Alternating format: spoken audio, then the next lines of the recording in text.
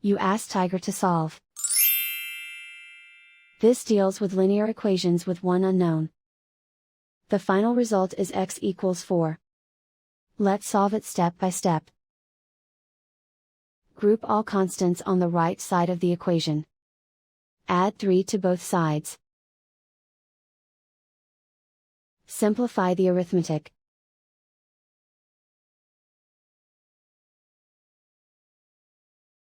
Isolate the x. Divide both sides by 2. Simplify the fraction.